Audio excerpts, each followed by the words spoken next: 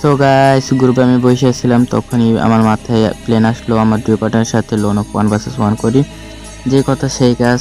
ডুবেনের 3 বার দেওয়ার পর ডুবনা আসলো, আসার পর আমি লোন অফ সেট করে লোন অফ ম্যাচটা স্টার্ট করে দেই।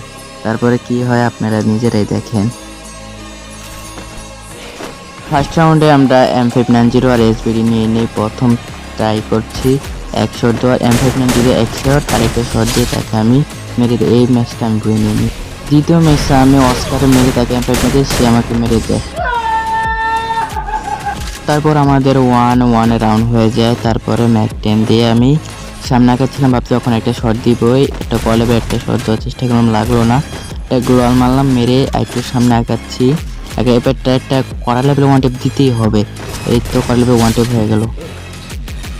তো গাইস, এই রাউন্ডে নিয়ে নিই এমবি40তে কড়া লেভেলে একটা ওয়ান টেপ দিতেই হবে, না হলে তো সে বুঝবে না আমি কোন লেভেলের প্লেয়ার, বুঝুন না। এখন একটা ওয়ান টেপ ট্রাই কিন্তু বডি শট দিলাম, সে গ্লোয়াল মারলো, অস্কার মারলাম, আমি অস্কার মেরে গ্লোয়াল মারলাম, মেরে এখন তো তাকে এটা দিতেই হবে ভাই। মেরে দিলাম ওয়ান টেপ, সে তো জানে আমি কোন লেভেলের প্লেয়ার। এই রাউন্ডে এমবি40 নিয়ে সামনে এগিয়ে যে খুব সহজেই তাকে আমি মেরে দিই। সো গাইস, আমার হাতে শেষ ভিডিও, এখন তো কল লেভেল ওয়ান টেপ দিব। সমস্যা নাই, ওই রাউন্ডে মারছে দেয়, এই রাউন্ডে মারতে হবে। এবার তো কল লেভেল দুটো ওয়ান টেপ দিতে হবে।